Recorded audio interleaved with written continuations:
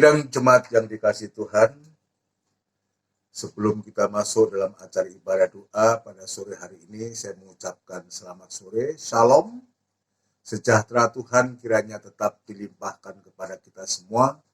Mari kita akan masuk dalam ibadah. Sebelum kita mendengarkan firman Allah, kita akan melakukan satu pujian dalam buku Psalm nomor 185. Terima kasih untuk kasih firman dan roh-Mu. Terima kasih Tuhan untuk hidup yang Kau beri, alami mujizat ilahi. Oleh firman Tuhan yang menyucikan dari segala kekurangan, ku bersyukur padamu, oh Tuhanku. Firman-Mu melimpah, biarlah firman dan roh-Mu menuntunku menuju kesempurnaan. Terima kasih Tuhan untuk semua pengalaman dalamku menuruti firman, baik di puncak gunung, bahkan di lembah, kasih-Mu selalu melimpah. Ku bersyukur padamu, oh Tuhanku. Kasih-Mu melimpah, biarlah firman dan roh-Mu menuntunku menuju kesempurnaan.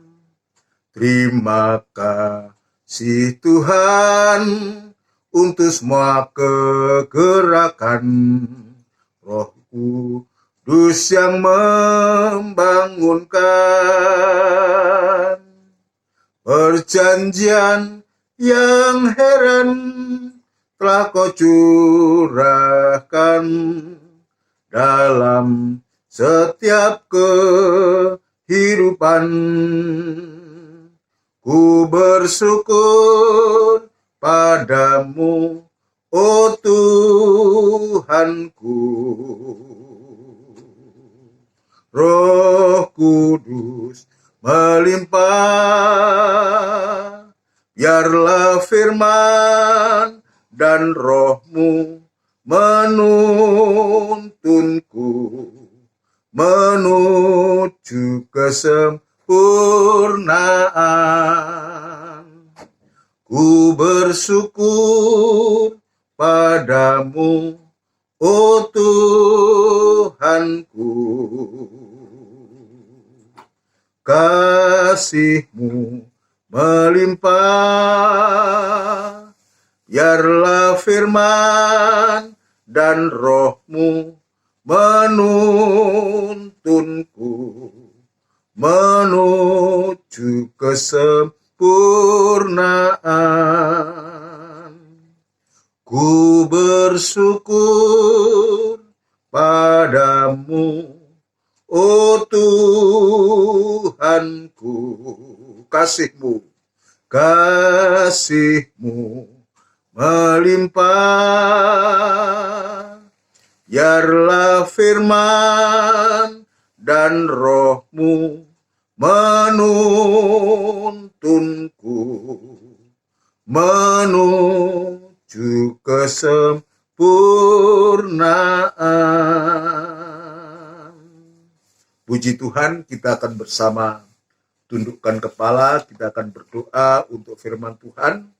Biarlah urapan Roh Kudus itu menjadi nyata dalam kita semua, supaya sungguh pada akhirnya firman bekerja dalam hati kita, dan kita akan dibawa oleh Tuhan untuk masuk dalam doa atau dalam penyembahan yang benar di hadapan Tuhan. Kita tundukkan kepala. Kami bersyukur, berterima kasih Tuhan, oleh karena kemurahan-Mu saja, Engkau, Tuhan sudah memberikan kesempatan kepada kami untuk kami bisa beribadah dalam ibadah doa pada sore malam hari ini. Dan itu sebabnya Tuhan, mulai dari hamba dan kami sekalian merasa tidak mampu, tidak berdaya, namun demikian kami tetap meyakini kasih firman dan Roh Kudus-Mu selalu memberikan kekuatan, kemampuan menopang kami untuk kami terutama bisa beribadah kepada Tuhan. Kami sangat membutuhkan Engkau Tuhan.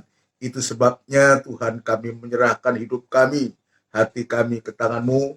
Kiranya Tuhan membuka yang seluas-luasnya dalam hati kami, untuk supaya firman-Mu boleh mendapatkan tempat yang terbaik, yang terutama dalam hati kami, dan yang utama dalam hidup kami ini Tuhan.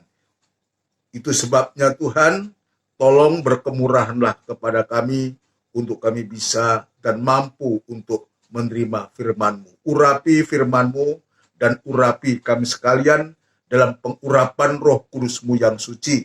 Namun demikian tetap kami menyadari Tuhan, di saat kami mau mendengarkan firman-Mu, kuasa kegelapan tidak tinggal diam untuk mengganggu kami. Dan itu sebabnya kami sehati panggil nama-Mu yang penuh kuasa untuk mengusirkan segala pekerjaan setan itu di dalam nama Tuhan Yesus Kristus, darah Kristus yang berkuasa. Terima kasih Tuhan, gereja-gereja lain yang bersamaan beribadah semacam di tempat ini pun Engkau juga memberkati, seperti Engkau memberkati kami di sini. Demikian pula para hamba-hamba-Mu, seluruh sidang jemaat-Mu, dimanapun mereka berada, ya Tuhan memberikan kesempatan yang sama Tuhan, untuk bisa beribadah kepada Tuhan. Terima kasih Tuhan, hamba tetap berserah diri kepadamu. Biar kemurahan dan belas kasihan-Mu tetap Tuhan nyatakan kepada hamba, untuk mampu menyampaikan firman-Mu dengan benar dan murni, supaya sungguh-sungguh firman bekerja dalam hati kami, dan kami boleh mengalami keubatan yang datang dari firman dalam urapan Roh Kudus ini Tuhan. Terima kasih, hamba-Mu berdoa kepada seluruh sidang jemaat-Mu yang saat ini mendengarkan firman-Mu. Ya Tuhan, Engkau tetap memberikan kemurahan, Engkau dudukkan dengan baik, dengan tenang, untuk bisa beribadah, bisa mendengarkan firman-Mu. Dan sekarang Tuhan, berfirmanlah kepada kami, dan kami siap untuk mendengarkan firman-Mu. Terima kasih Tuhan, terima kasih. Kami sambut firman Tuhan di dalam nama Tuhan Yesus Kristus. Haleluya. Amin. Puji Tuhan. Dipersilahkan kepada kita semua duduk dengan baik, dengan tenang. Dan sebelum lanjut dalam pemberitaan firman Allah ini, sekali lagi saya mengucapkan selamat sore, salam sejahtera, Tuhan kiranya tetap dilimpahkan kepada kita semua di hari-hari ini. Kita tidak putus-putusnya mengucapkan syukur dan terima kasih kepada Tuhan, karena Tuhan begitu baik. Tuhan selalu memberikan perhatian kepada kita semua, untuk kita bisa selalu beribadah kepada Tuhan, ibadah-ibadah yang Tuhan sudah sediakan kepada kita, khususnya di Gereja Kristus Gembala Menanggal ini. Biar kita tekuni, sekalipun ada halangan, ada rintangan, tapi ibadah-ibadah ini jangan sampai terhalang oleh karena apapun juga, tapi biar ibadah tetap kita laksanakan, kita lakukan, untuk supaya lewat ibadah itu kehidupan kita senantiasa dibaharui dari hari ke hari, sekalipun keadaan, kenyataan yang kita hadapi itu memang betul-betul ya tidak menguntungkan buat kita. Itu sebabnya ya berulang-ulang saya mengatakan dalam hal ini, Paulus dia menuliskan surat, dan suratannya dia tidak kecewa, dia tidak putus asa, ya sekalipun badani secara fisik dia mengalami satu kemerosotan secara fisik, ya, tetapi hati batinnya dibaharui dari hari ke hari. Dari mana pembaharuan itu terjadi? Ya terutama dari firman Allah dalam urapan Roh Kudus untuk kita sekalian, yang selalu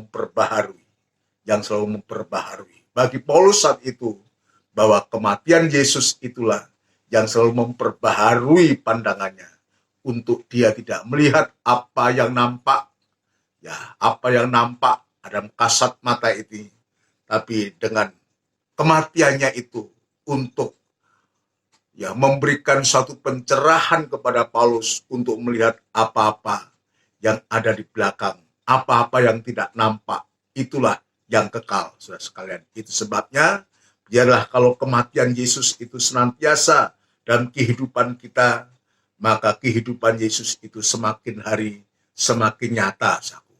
Semakin hari semakin nyata. Dan faktanya seperti firman Tuhan kemarin, penindasan, aniaya, sengsara, kesesakan itu, bahkan pedang sekalipun itu, harus dialami, tetapi kita tidak ditindas, tetapi kita tidak terjepit, kita tidak putus asa, tidak habis akal, tapi Tuhan senantiasa memberikan suatu pencerahan lewat firman Tuhan. Mari kita akan lanjutkan dalam pemeriksaan kita dalam Injil Matius, yaitu mimpi yang keempat, merupakan mimpi yang terakhir bagi Yusuf, saudara sekalian, yaitu Matius pasal yang kedua. Kita membaca ayat yang ke-21 sampai 23, tetapi untuk doa pada sore malam hari ini kita akan baca ayat 22 saja. Ayat 22 dari Injil Matius pasal yang kedua. Begini bunyi firman Tuhan.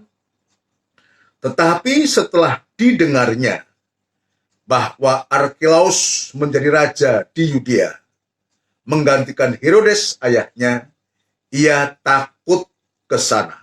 Jadi ini jelas perkataan ia takut ke sana. Jadi dalam diri Yusuf ini ada rasa takut untuk pergi ke Israel, sebab ayat 21 dia katakan, lalu Yusuf pun bangunlah, diambilnya anak itu serta ibunya dan pergi ke tanah Israel. Tetapi setelah sampai sana dan dia melihat dan dia mendengar bahwa yang menggantikan Herodes ini anaknya, yaitu Arkelaus, maka itu yang membuat dia menjadi takut. Satu, yang kedua sekaligus juga dalam ketakutan itu, maka Tuhan juga memberikan mimpi, berbicara kepada Yusuf lewat mimpi. Karena dinasihati dalam mimpi, pergilah Yusuf ke daerah Galilea. Jadi dia tidak ke tanah Israel, tetapi dia ke Galilea yang tepatnya nanti berada di Nazaret. Ini jika Tuhan izinkan nanti arti dari Nazaret ini, sebab di Nazaret inilah nanti Yesus akan tumbuh mulai dari bayi, dari anak-anak remaja, sebagai anak muda sampai menjadi dewasa, sampai betul-betul Tuhan itu, Tuhan Bapaknya, Allah Bapaknya itu akan memerintahkan, akan menugaskan Yesus ini untuk mengerjakan pekerjaan keselamatan, pekerjaan pendamaian. Itu sebabnya kita akan simak, kita perhatikan ayat yang ke-22, ia takut ke sana karena dinasihati dalam mimpi, pergilah Yusuf ke daerah Galilea. Jadi perginya Yusuf ke Galilea ini, juga bukan karena kehendaknya sendiri. Bukan karena kehendaknya, bukan karena maunya Yusuf sendiri. Sekalipun kenyataannya saat itu adalah Yusuf dihantui rasa cemas, rasa khawatir, rasa ketakutan, tapi dikuatkan oleh firman Allah lewat mimpi, untuk supaya Yusuf itu dia tidak ke Israel, tetapi Yusuf itu ke Galilea. Ke Galilea yang nanti akan ketemu tempat, yaitu tempatnya atau kampung daripada Maria, yaitu di Nazaret, saudara sekalian. Yang kita akan lihat, kalau kemarin saya lebih banyak berbicara tentang bagaimana Yusuf ini merasakan ketakutan, tapi pada saat doa pada saat ini ibadah doa ini, saya ingin lebih kepada apa yang Tuhan nyatakan kepada Yusuf, yaitu dinasehati dalam mimpi. Ya, mimpi inilah yang menentukan Yusuf, yang menuntun Yusuf, yang membimbing Yusuf, yang mengarahkan Yusuf untuk apa yang harus dia lakukan. Itu sebabnya buat kita, buat Yusuf sekarang adalah buat kita, mimpi ini sangat penting. Ya, pada awal-awal saya menjelaskan penjelasan ini, saya sudah banyak menjelaskan tentang mimpi, tetapi ini memang fakta. Ini suatu kenyataan. Di saat dalam ketakutan semacam itu, Yusuf itu tapi ada suatu hal ya yang menggembirakan bagi dia, yang menjadi penghiburan dalam ketakutan itu, yaitu datangnya mimpi itu. Apa itu mimpi? Mimpi itu sama dengan wahyu. Sama dengan wahyu. Wahyu itu adalah pemberian dari Allah kepada nabi, kepada rasul, kepada hamba-hambanya, untuk disampaikan kepada umat, saudara sekalian. Jadi itu arti dari wahyu itu, suatu pemberian Allah kepada seorang nabi atau rasul, untuk disampaikan kepada umat, ya, kepada masyarakat. Prakteknya untuk sekarang ini, mimpi yang diterima oleh Yusuf ini adalah merupakan suatu pembukaan firman Tuhan. Firman dalam urapan Roh Kudus, firman yang diungkap-bukakan itu, dan itu di hari-hari ini kita harusnya menyadari ini.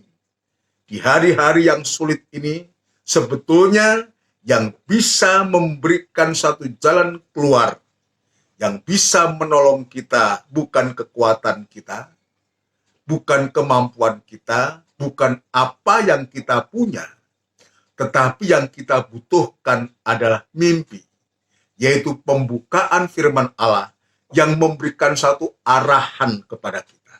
Seperti halnya mimpi yang diterima oleh Yusuf, mimpi itulah yang mengarahkan kepada Yusuf. Andai kata, ya, Yusuf tidak mendapatkan mimpi yang keempat ini, kita tidak tahu bagaimana apa yang terjadi pada Yusuf. Sebab pengalaman dari Yusuf sendiri ketika dia belum mendapatkan mimpi, sebelum mendapatkan mimpi yang pertama itu, ketika Yusuf mendengar Maria itu mengandung, maka Alkitab mengatakan dengan diam-diam Yusuf ini akan meninggalkan Maria. Itu sebabnya pada mimpi yang keempat ini sangat dibutuhkan. Andai kata tidak ada mimpi yang keempat, di satu sisi Yusuf ketakutan yang begitu sangat, maka tidak menutup kemungkinan, saudara sekalian, maka Yusuf akan mencari jalannya sendiri. Karena rasa takut ini akan mempengaruhi dia, ya bahkan dia bisa kecewa, bisa berputus asa, lalu dia mencari jalan sendiri. Tapi Tuhan itu baik, Tuhan itu baik, maka Tuhan juga ya menasehati Yusuf dalam mimpi itu untuk supaya Yusuf ini ke Galilea. Itu sebabnya prakteknya untuk sekarang adalah ketika gereja Tuhan, ketika sidang jemaat itu dalam tekanan yang begitu hebat, dalam kesulitan, dalam kesusahan yang begitu hebat, sebetulnya yang dibutuhkan adalah firman Allah. Sebab ada ayat mengatakan dalam Amsal Sulaiman pasal yang ke-29, Amsal Sulaiman pasal yang ke-29 kita akan membaca di sana Amsal Sulaiman pasal yang ke-29. Ya, untuk supaya kita bisa mengerti pentingnya wahyu itu, pentingnya mimpi itu, pentingnya pembukaan firman Allah itu. Ya, yang seringkali kita abaikan, ya Ya, kita abaikan begitu saja pembukaan firman Allah ini. Padahal ini yang sangat penting, yang sangat dibutuhkan di hari-hari ini. Yang menjelang jemaat itu, gereja Tuhan dilanda dengan ketakutan yang amat sangat. Maka ayat mengatakan, ayat 18 dari Amsal Sulaiman 29 mengatakan, bila tidak ada wahyu, menjadi liarlah rakyat. Ini kita lihat. Ya, bila tidak ada wahyu, ya menjadi liarlah rakyat. Ini jelas.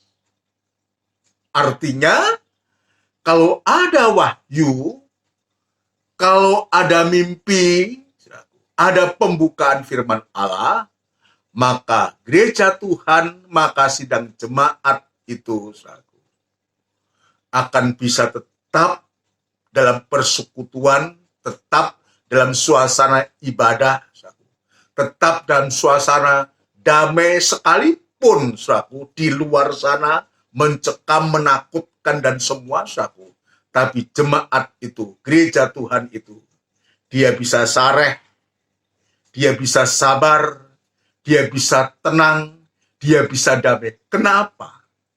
Sebab adanya wahyu, adanya mimpi, adanya pembukaan firman Allah itu. Ya, yang bisa menenangkan suasana, yang bisa mengarahkan Yusuf, membimbing Yusuf untuk apa yang harus dia lakukan. Apa yang harus Yusuf lakukan itu. Demikian juga dengan adanya pembukaan firman Allah yang kita terima, yang kita dengar ini, mengerjakan hati pikiran kita ini, yang pada akhirnya memberikan suasana damai, memberikan suatu suasana tenang untuk kita bisa berpikir jernih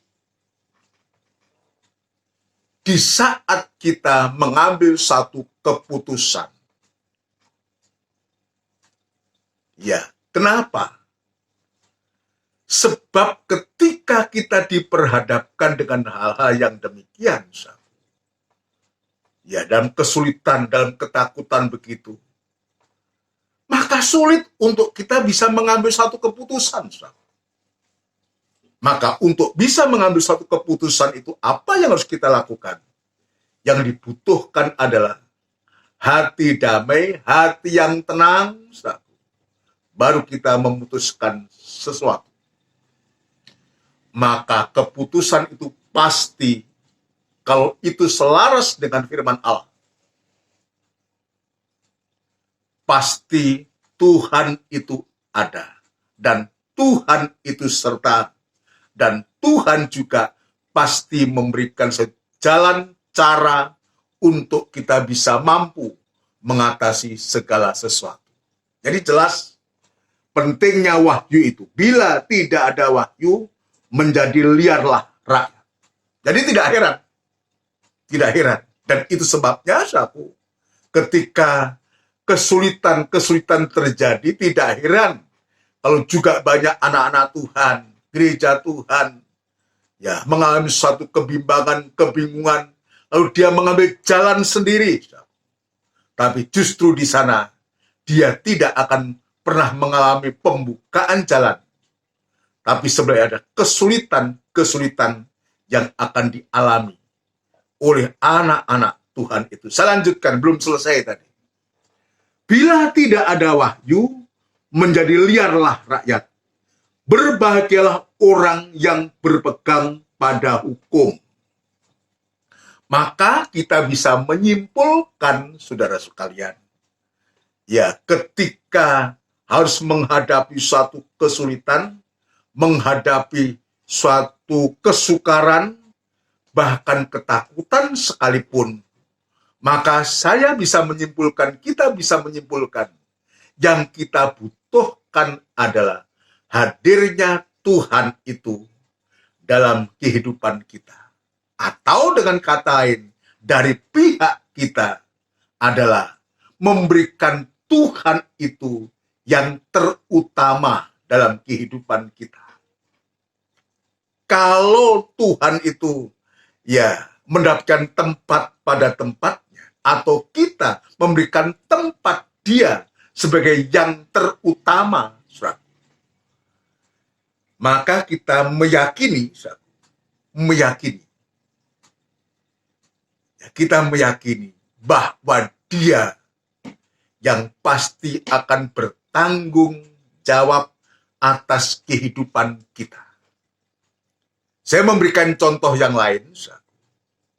Ketika Tuhan Yesus itu dibawa ke padang belantara untuk menghadapi pencobaan.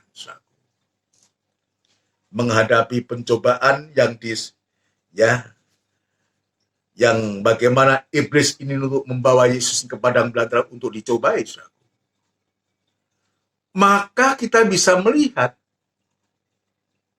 Yesus adalah firman. Dalam Injil Yohanes pasal 1 ayat 1 dan ayat 14 dikatakan, pada mulanya adalah firman, dan firman itu adalah Allah, dan firman itu bersama-sama dengan Allah, dan firman itu telah menjadi manusia.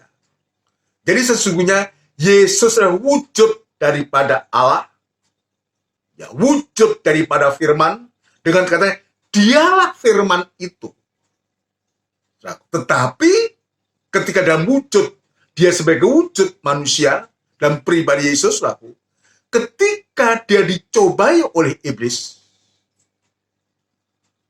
maka Tuhan memberikan contoh teladan yang baik. Dia yang diajukan bukan yang lain. Dia mengatakan ada tertulis. Saya akan bacakan dalam Injil Matius pasal yang keempat, saudaraku. Injil Matius pasal yang keempat, ayat yang pertama, kita akan membaca. Injil Matius pasal yang keempat, ayat yang pertama. Maka Yesus dibawa oleh Roh ke padang gurun untuk dicobai oleh iblis, dan setelah berpuasa 40 hari dan 40 malam, akhirnya laparlah Yesus. Lalu datanglah si pencoba itu dan berkata kepadanya, jika engkau anak Allah, perintahkanlah supaya batu-batu ini menjadi roti. Yesus ini wujud Allah yang tidak kelihatan. Yesus adalah juga firman Allah. Baginya apa sulitnya untuk menjadi batu itu, menjadikan batu itu menjadi roti? Dia sang pencipta yang menciptakan langit dan bumi dan surga. Tapi itulah yang diucapkan oleh iblis untuk mencobai Tuhan. Tuhan juga tidak menjawab dengan bahasa yang lain, Ayat yang keempat dia katakan, tetapi Yesus menjawab. Perhatikan. Tetapi Yesus menjawab, ada tertulis, manusia hidup bukan dari roti saja, tetapi dari setiap firman yang keluar dari mulutnya Allah. Ini jawaban yang tepat. Ini memberikan satu gambar, memberikan contoh kepada kita. Sekalipun Yesus itu adalah pribadi Allah, wujud pribadi Allah yang tidak kelihatan. Sekalipun Yesus adalah firman Allah, tetapi untuk menghadapi setan atau iblis ini, dia tetap tidak mau lepas dari firman Allah yang adalah pribadinya sendiri. Itulah sebabnya saya mengatakan pembukaan firman Tuhan itu adalah ayat menerangkan ayat. Ayat dijawab dengan ayat. Ini belum cukup. Pencobaan yang kedua. Ayat yang kelima. Kemudian iblis membawanya ke kota suci dan menempatkan dia di bubungan bait Allah. Lalu berkata kepadanya, jika engkau anak Allah, jatuhkanlah dirimu ke bawah.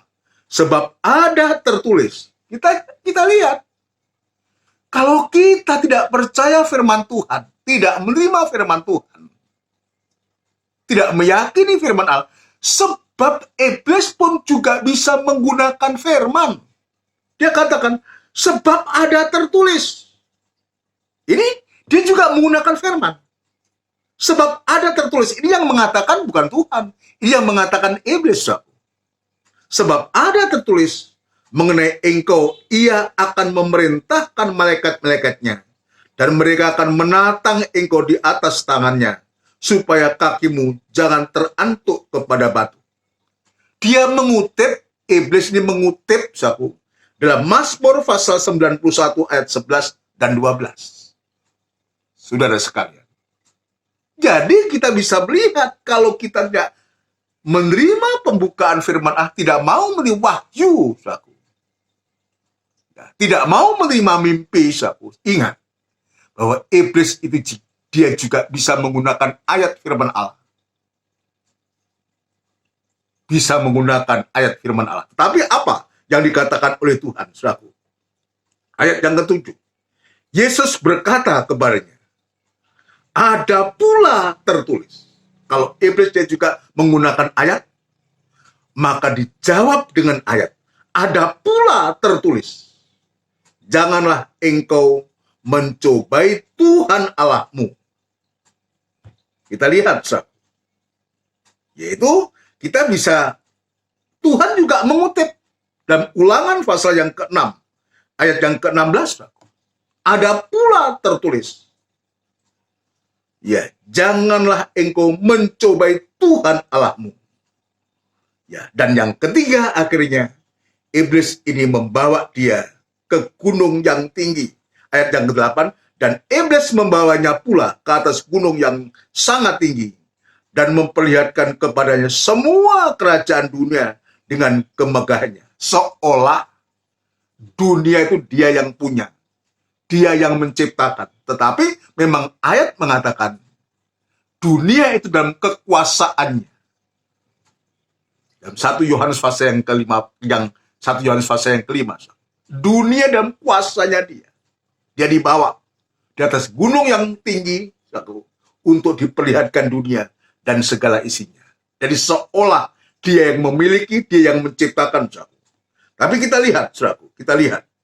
Dan berkata kepadanya, semua itu akan kuberikan kepadamu jika engkau sujud menyembah aku. Jadi begitu angkuhnya, sombongnya, jumawanya iblis ini, saudaraku, kepada yang menciptakan bumi dan segala isinya ini. Iblis berani mengatakan semacam itu. Dia mengklaim bahwa bumi dan segala isinya, dunia dan segala isinya ini, itu kepunyaannya. Tetapi kita lihat, ya jawaban dari Tuhan ini, ayat yang ke-10. Maka berkatalah Yesus kepadanya, enyahlah iblis. Sebab ada tertulis, tetap menggunakan ayat firman Tuhan. Ya, engkau harus menyembah Tuhan Allahmu, dan hanya kepada dia sajalah engkau berbakti. Lalu iblis meninggalkan dia, dan lihatlah malaikat-malaikat datang melayani Yesus.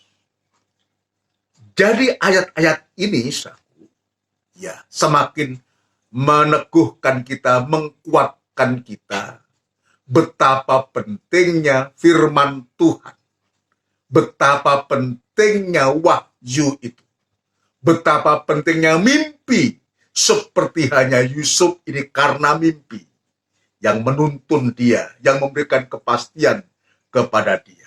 Artinya, saudaraku, kalau saja tadi saya mengatakan, kalau kita betul-betul kita meyakini firman Tuhan, dan kita selalu menerima firman Tuhan, dan mengimani, meyakini firman Tuhan itu satu, maka sesungguhnya Tuhan itu tidak pernah membiarkan kita.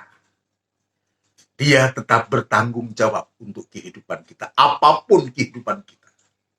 Dia tetap bertanggung jawab. Kalau kita memberikan tempat firman Allah itu, ya pada tempatnya, memberikan tempat firman Allah yang terutama dalam kehidupan kita,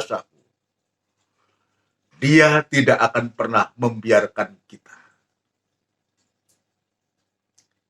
Dia tidak pernah membiarkan kita. Dia pasti akan memberikan pembelaan kepada kita. Dan itu sudah dia buktikan untuk kehidupan manusia ini. Dia sudah berkorban nyawa, memberikan nyawanya untuk supaya kehidupan manusia yang ditandai dengan dosa dan kejahatan ini boleh diselamatkan. Kematiannya dia untuk memberikan kita kehidupan.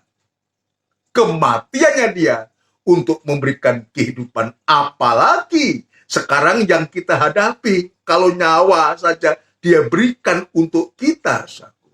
Maka ketika kita diperhadapkan dengan kesukaran, dengan ketakutan, dengan kekhawatiran ini, saya yakin dan percaya dia pasti akan membela kepada jemaatnya. Dia memberikan nyawa. Itu sebabnya, saudaraku, bagi kita di hari-hari ini, ya yang paling tepat, sangat bijaksana kita, kalau kita bisa menempatkan dia sebagai yang utama dalam kehidupan kita. Sekalipun kita juga ada kebutuhan, keperluan yang lain-lain, tapi coba kita belajar. Memberikan tempat dia yang terutama kehidupan untuk dalam kehidupan kita. Dia pasti menyatakan pembelaannya kepada kita. Kita akan membaca dalam suratan Kolose. Kolose pasal yang pertama. Kolose pasal yang pertama. Kolose pasal yang pertama.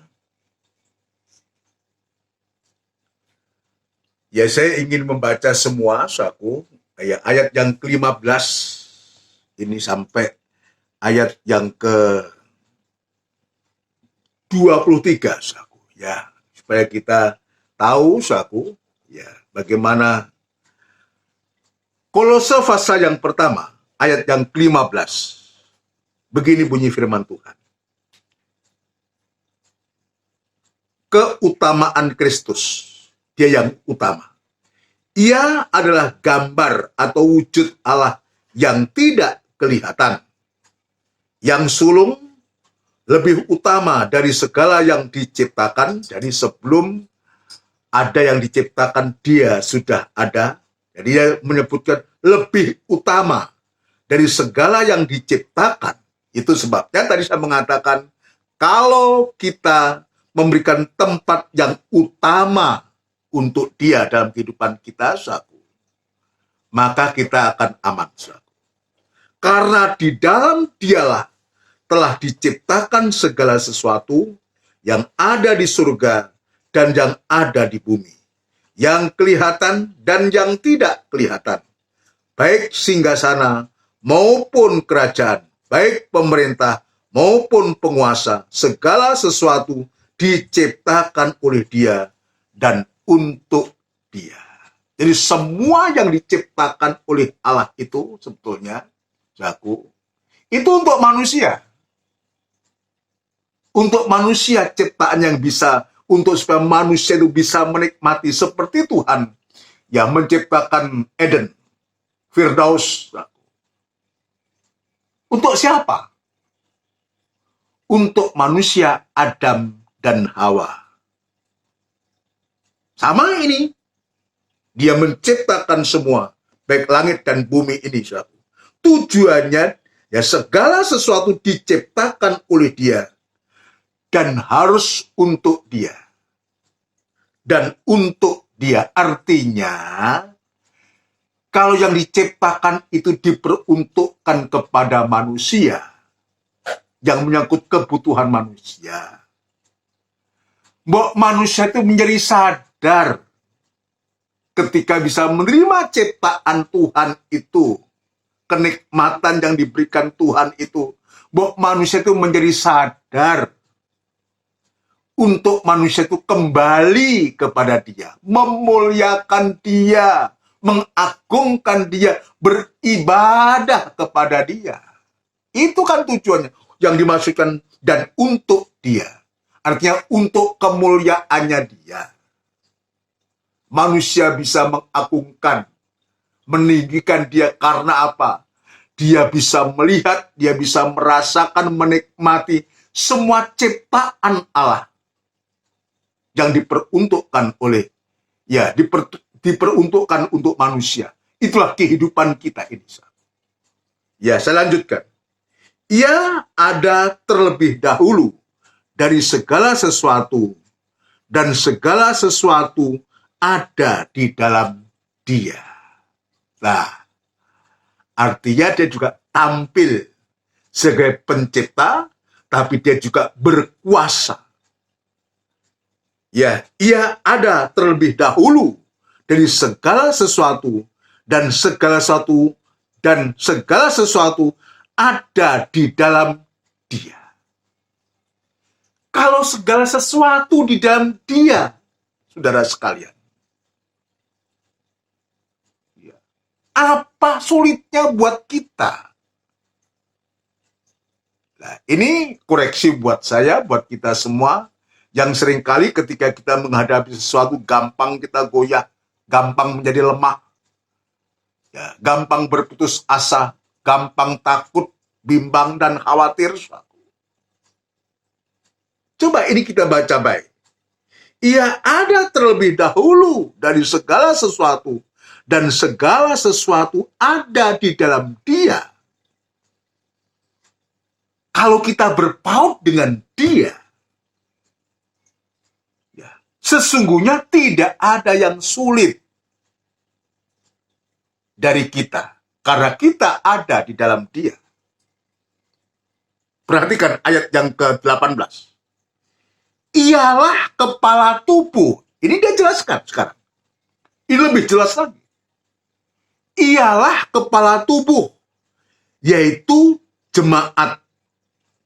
Nah, sekarang kita berada di mana? Ketika dia menampilkan diri sebagai kepala, kita berada di mana? Jadi kalau ia tampil sebagai kepala, ialah kepala tubuh, maka kita harus berada di dalam tubuh. Jangan kita di luar tubuh. Kita akan binasa, saudara. Ya, seperti hanya carang itu harus melekat pada pokok. Ya, sepanjang carang itu melekat pada pokok, dia akan mendapatkan pertumbuhan. Dia akan hidup. Tapi sebaliknya kalau dia terlepas dari pokok suatu, sebagus apapun carang itu, dia akan menjadi layu kering dan akhirnya harus dibakar. Nggak ada artinya apa-apa. Itu sebabnya ketika dia mengatakan, ialah kepala tubuh, yaitu jemaat, ya, maka kita harus berada dalam tubuh. Ya, artinya adalah kita adalah jemaat yang ada tubuhnya Tuhan. Tubuhnya Kristus. Tubuh yang tetap melekat pada kepala. Ialah kepala tubuh, yaitu jemaat. Ya, jadi jemaat ini harus tahu betul kehidupan posisi kita. Dari jemaat ini harus tahu betul. Kita tanpa kepala kita tidak pernah akan hidup. Tidak akan pernah hidup. Ya, artinya kita harus menempatkan kepala itu pada tempatnya. Ya. Lalu dari pihak kita juga jangan kita di luar tubuh. Jangan kita tidak tergembala di luar penggembalaan. Di luar tubuh, di luar jemaat. Jangan. Kita lihat. Dia tampil sebagai kepala. Dan dia mengatakan, ialah kepala tubuh, yaitu jemaat. Ialah yang sulung, yang pertama bangkit dari antara orang mati, sehingga ia yang lebih utama dalam segala sesuatu. Jadi, Saya mengulangi, kalau kita mengutamakan dia, menempatkan dia sebagai yang utama, sebagai kepala, maka dialah yang bertanggung jawab atas tubuhnya. Dialah yang bertanggung jawab atas sidang jemaat. Dialah yang sudah bertanggung jawab untuk kita semua. Dan itu sudah dia buktikan 2000 tahun yang lalu. Dia memberikan nyawa untuk sidang jemaatnya. Nanti sudah bisa baca. Dan Efesus pasal 5 ayat 25 dan seterusnya. Sudah bisa membaca di sana. Tapi di sini kita bisa melihat betapa Tuhan itu. Karena seluruh kepenuhan Allah, perhatikan. Karena seluruh kepenuhan Allah berkenan diam di dalam dia. Artinya, dia itulah Allah. Tadi ayat 15, dia wujud Allah yang tidak kelihatan. Di sini disebutkan, karena seluruh kepenuhan Allah berkenan diam atau tinggal di dalam dia. Dan oleh dialah ia memperdamaikan segala sesuatu dengan dirinya. Baik yang ada di bumi maupun yang ada di surga. Sesudah ia mengadakan pendamaian oleh darah salib Kristus. Saudara sekalian. Jadi kita menyimpulkan, kalau kita menempatkan dia sebagai yang utama, yang pertama, yang sulung, dan sebagai kepala, maka kehidupan kita, kehidupan yang paling aman. Kalau dia coba mengkorek tubuh, yang ada jemaatnya, yang ada biji matanya, maka siapapun yang berani mengorek tubuhnya, jemaatnya, dia harus bertanggung jawab yang empunya. Bertanggung jawab dengan yang empunya. Itulah kepala. Itulah Kristus. Jadi ini menjadi penghiburan buat kita. Jadi kekuatan kepada kita. Ketika kita diperhadapkan dengan situasi yang semacam ini. Dan itu sebabnya Paulus juga mengingatkan kepada kita. Untuk supaya kita ini mengingat kembali. Andai kata Tuhan tidak tolong kita, nggak tahu kita berada di mana. Andai kata Tuhan tidak menolong saya, nggak tahu sekarang saya ada di mana. Masih hidup atau sudah tidak ada, saya nggak tahu. Maka Paulus dalam ayat selanjutnya dia mengatakan, juga kamu yang dahulu hidup jauh dari Allah, dan yang memusuhinya dalam hati, dan pikiran seperti yang nyata dari perbuatanmu yang jahat. Tuhan ingatkan kita, untuk supaya kita tidak lengah, untuk supaya kita tetap waspada, untuk supaya kita tetap berjaga-jaga, saudara sekalian. Dia mengingatkan, bukan mengungkit, tapi dia mengingatkan. Ya, sekarang diperdamaikannya, yang besar, di dalam tubuh jasmani Kristus oleh kematiannya untuk menempatkan kamu kudus dan tak bercela dan tak bercacat di hadapannya. Bukan hanya membela kita untuk kita supaya kita mengalami kemenangan atas masalah yang sedang kita hadapi, tapi sampai dia itu mengkuduskan kita. Dan tak bercela, sampai tak bercela dan tak bercacat di hadapannya. Sampai dia menjadikan kita segambar, serupa, sempurna, seperti dia yang adalah sempurna, saudara sekalian. Kita lihat betapa Tuhan, apalagi apa yang sedang kita hadapi sekarang ini. Saya punya keyakinan, dia tidak akan pernah membiarkan kita. Dia tetap bertanggung jawab sebagai kepala atas tubuhnya. Itu sebabnya, maka Paulus juga lewat firman Allah ini juga memberikan nasihat. Dia mengingatkan, dia menunjukkan bahwa dia adalah kepala, tapi dia juga mengingatkan kepada kita, tapi dia sekarang juga memberikan suatu nasihat kepada kita. Apa nasihatnya kepada kita? Ya, ayat yang ke-23. Sebab itu kamu harus bertekun dalam iman. Ini kalau kita bisa melihat betapa Tuhan itu perhatiannya terhadap kita, pembelaannya terhadap kita, sampai menjadikan kita serupa dengan Dia, maka nasihat dari Paulus untuk jemaat Kolose, untuk sidang jemaat di akhir zaman ini, untuk kehidupan kita adalah, sebab itu kamu harus bertekun dalam iman. Kata bertekun ini mengandung pengertian kita terus-menerus tekun, berkesinambungan. Dalam hal apa? Bertekun dalam iman itu artinya bertekun di dalam firman. Artinya kita membutuhkan firman. Kita membutuhkan wahyu. Kita membutuhkan mimpi. Kita membutuhkan pembukaan firman Allah. Untuk supaya mendorong kita. Untuk kita bertekun dalam setiap ibadah-ibadah. Bertekun dalam iman itu adalah bertekun dalam ibadah-ibadah yang Tuhan sudah sediakan kepada kita. Khususnya di GKGM ada 3 macam ibadah. Ibadah raya, ada PA, ada ibadah doa. Ayo ini kita tekuni.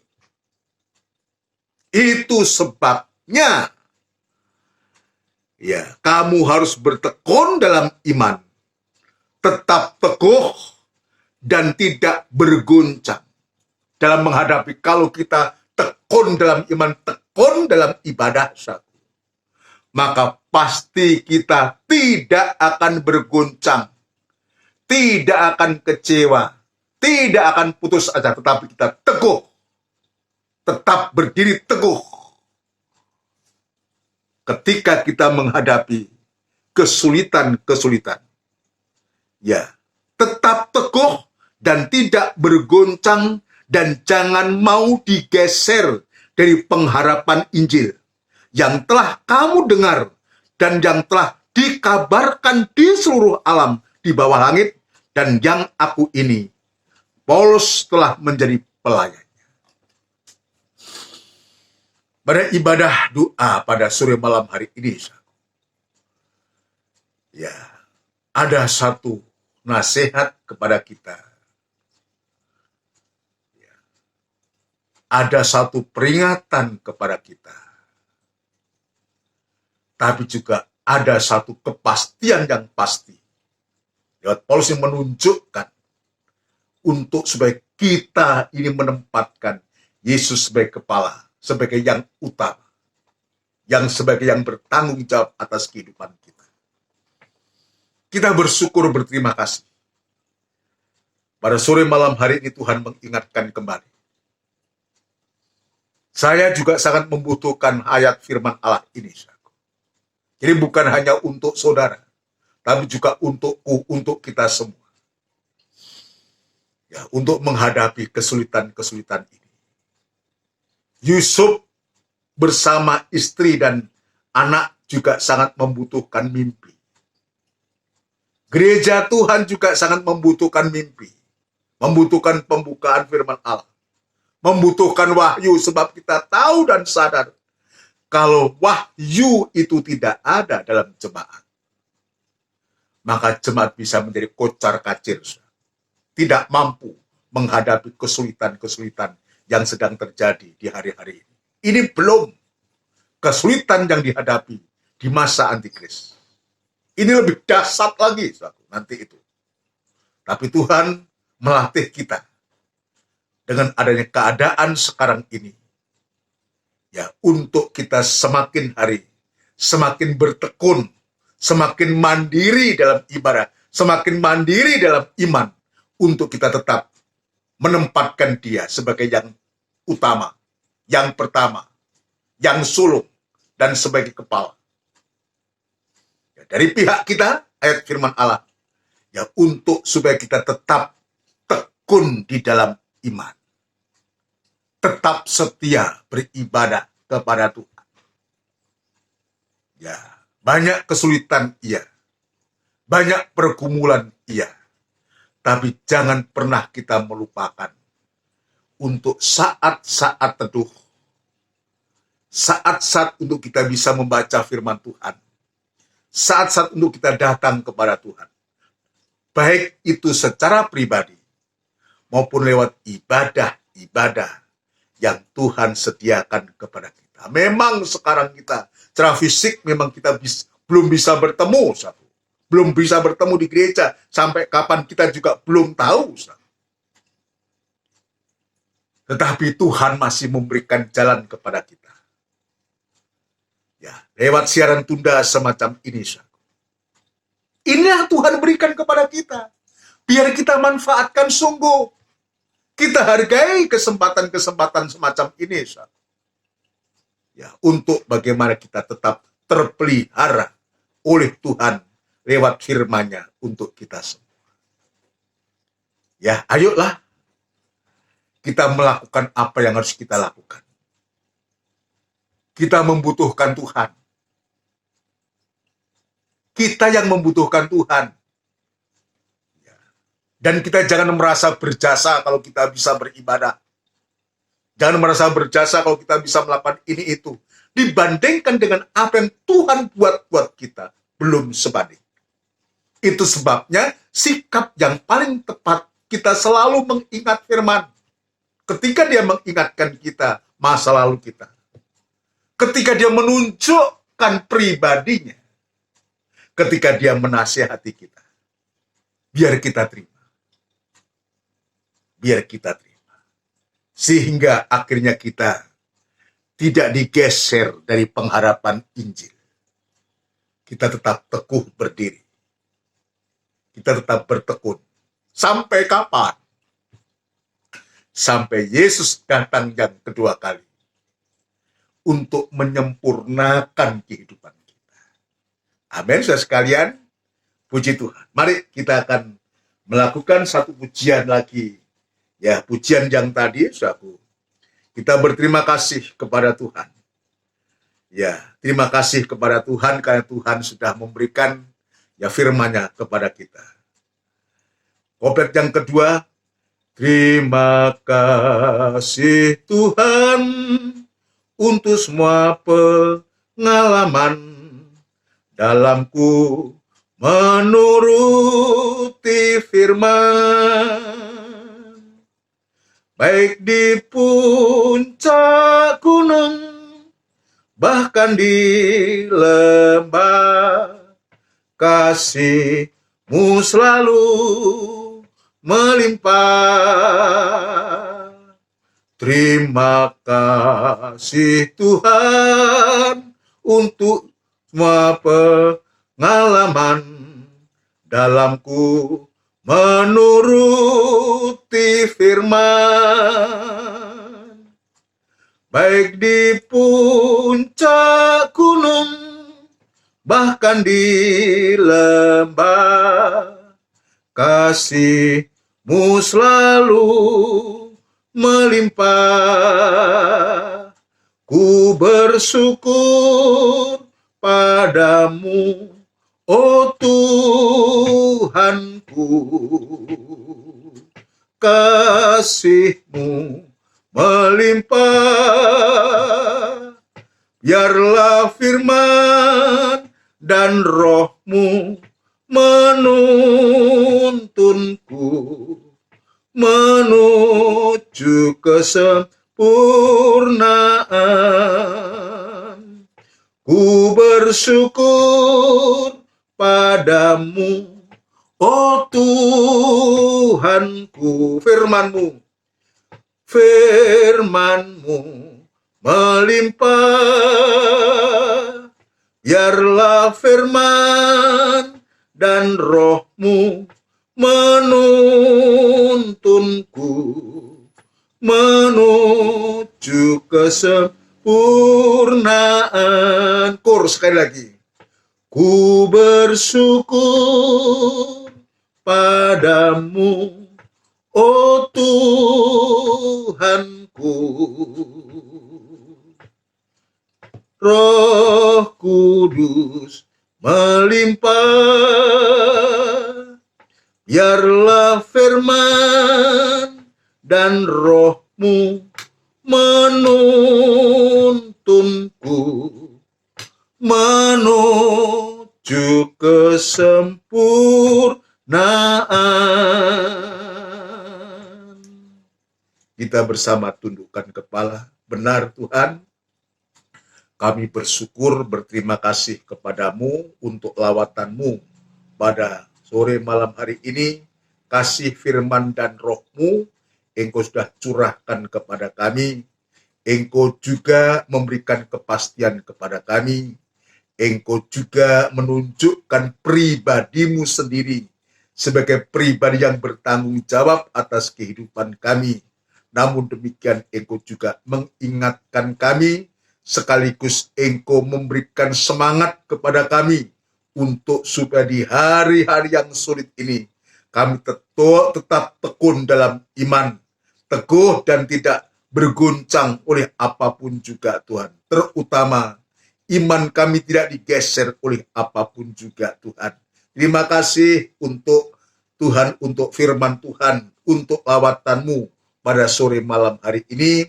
Biarlah firman sungguh-sungguh Tuhan masuk dalam hati kami dan menjadi iman, dan akhirnya menjadi praktek dalam kehidupan kami, sampai sewaktu-waktu Tuhan kami juga bisa sempurna seperti Engkau sempurna adanya, dan kami tetap tinggal bersama Tuhan untuk selama-lamanya. Terima kasih Tuhan.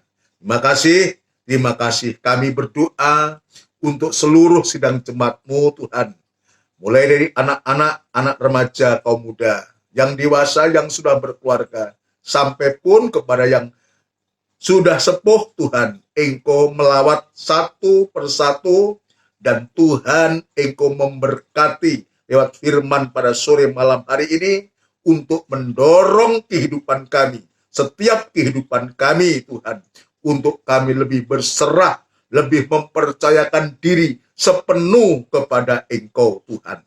Terima kasih sebab kami yakin dan percaya Engkau tidak pernah meninggalkan kami dan membiarkan kami. Engkau yang bertanggung jawab atas kehidupan kami, sebab Engkau sudah tebus kami dengan harga yang mahal Tuhan.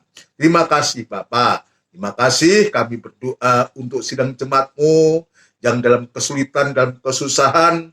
Tuhan Engkau akan memberikan pertolongan. Yang lemah biar Tuhan berikan kekuatan, yang sakit Tuhan jamah, Tuhan yang dalam kesulitan mencari pekerjaan, ataupun yang sudah bekerja di kota, di luar pulau sekalipun, Engkau juga memberkati semua. Terima kasih Tuhan. Terima kasih, tetap memberikan kesehatan, kekuatan, terutama kerinduan kepada jemaat-Mu untuk selalu merindukan Engkau, merindukan firman-Mu Tuhan. Sebab itulah yang bisa memberikan kekuatan, semangat kepada kami Tuhan. Terima kasih Bapa, terima kasih. Ibadah-ibadah kami tetap kami serahkan ke tangan-Mu, baik ibadah raya, ibadah PA, ibadah doa dalam siaran tunda ini Tuhan. Engkau tetap memberkati, dan biar Tuhan Engkau memberikan firman selalu Tuhan kepada hamba untuk disampaikan kepada seluruh sidang jemaat-Mu, dengan jemaat-Mu Tuhan tetap terpelihara oleh karena Engkau. Namun demikian kuasa kegelapan Tuhan, lewat sakit penyakit apapun juga yang coba selalu mengganggu jemaat, kami sehati panggil nama yang penuh kuasa, mengusirkan segala pekerjaan setan itu di dalam nama Tuhan Yesus Kristus, darah Kristus yang berkuasa.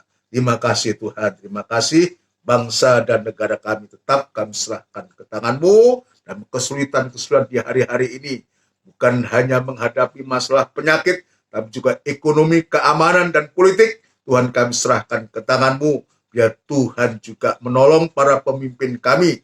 Tuhan memberikan hikmat marifat yang dari surga untuk mampu memimpin bangsa kami, mulai dari Bapak Presiden, Wakil Presiden Tuhan, dan seluruh menteri dan jajaran pemerintah di pusat, sampai pun di daerah-daerah. Tuhan Engkau menolong semua, Tuhan memberkati mereka semua.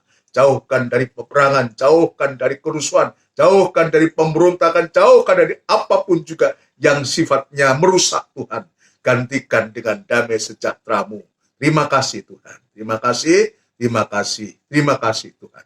Terima kasih Tuhan. Sekali lagi, selamatkan kami semua Tuhan, dari segala wabah, sakit, penyakit, virus corona ini Tuhan. Untuk seluruh sidang jemaat-Mu, anak-anak ketebusan-Mu Tuhan.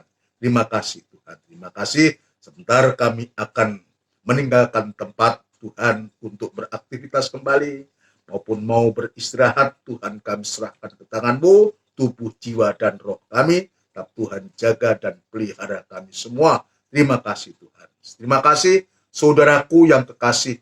Biarlah rahmat anugerah cinta yang besar yang datangnya dari Allah Bapa, Sang Putra, dan Roh Kudus yang sepenuhnya di dalam nama Tuhan Yesus Kristus.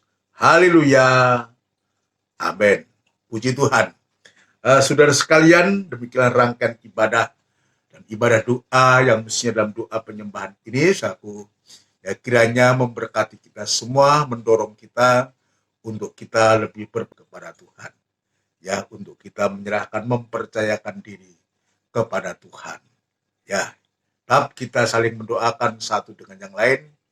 Tetap saling kita bertegur sapa lewat WA atau apa, untuk kita saling membangun satu dengan yang lain. Nama Tuhan dipermuliakan. Ya, tetap kita sehat-sehat, jaga kesehatan, dan memakai masker untuk kita menjaga diri, menjaga orang lain, yang pada akhirnya nama Tuhan yang dipermuliakan. Selamat malam, Tuhan memberkati kita semua. Haleluya. Amin.